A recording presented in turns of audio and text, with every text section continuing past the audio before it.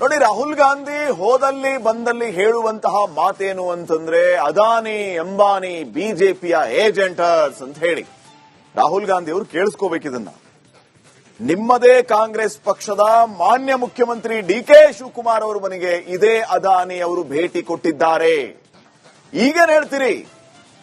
ರಾಜ್ಯದ ಪ್ರಬುದ್ಧ ಪ್ರಜೆ ಮತ್ತು ಬಿಜೆಪಿ ಅವರ ಪ್ರಶ್ನೆ ಏನು ಅಂತಂದ್ರೆ ಈ ಡಬಲ್ ಸ್ಟ್ಯಾಂಡರ್ಡ್ ಯಾಕೆ ಅಂತ ಹೇಳಿ.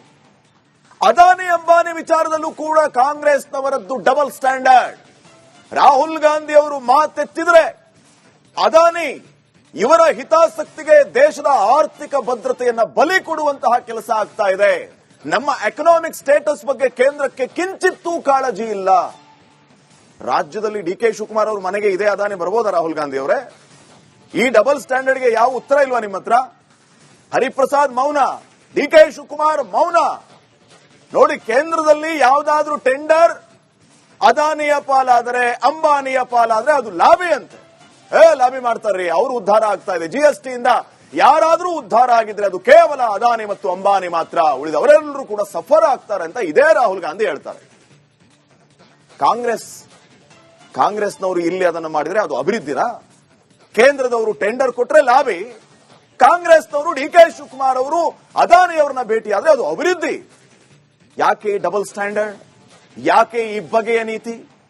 ಕೇಂದ್ರ ಸರ್ಕಾರಕ್ಕೊಂದು ಕಾಂಗ್ರೆಸ್ಗೆ ಪ್ರತ್ಯೇಕ ನೀತಿ ಇದೆಯಾ?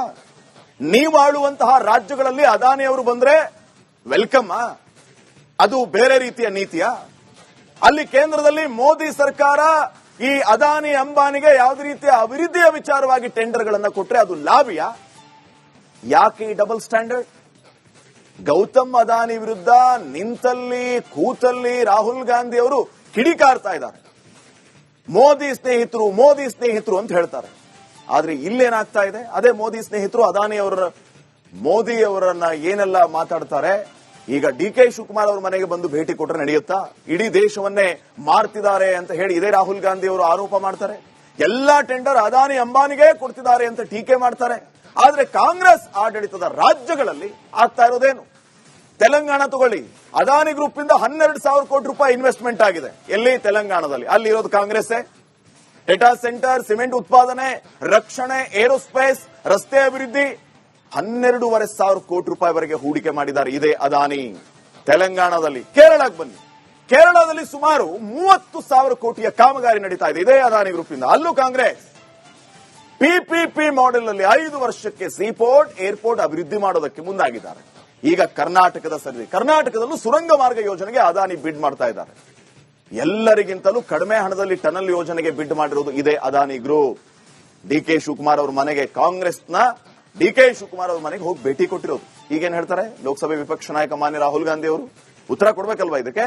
ದೊಡ್ಡ ಸಭಾ ಕಾರ್ಯಕ್ರಮಗಳಲ್ಲಿ ಅದಾನಿ ಬಗ್ಗೆ ಟೀಕೆ ಮಾಡ್ತೀರಿ. ಈಗ ಅದೇ ಅದಾನಿ ಡಿಕೆ ಶಿವಕುಮಾರ್ ನಿಮ್ಮ ಪಾರ್ಟಿಯ ಸಿಎಂ ಮನೆಗೆ ಹೋಗಿದಾರಲ್ಲ, ಕೊಡಿ ಉತ್ತರನ. ಇದು ಜನರ ಪ್ರಶ್ನೆಯಾಗಿದೆ, ವಿಪಕ್ಷಗಳ ಆಕ್ರೋಶ ಆಗಿದೆ. ನೆಕ್ಸ್ಟ್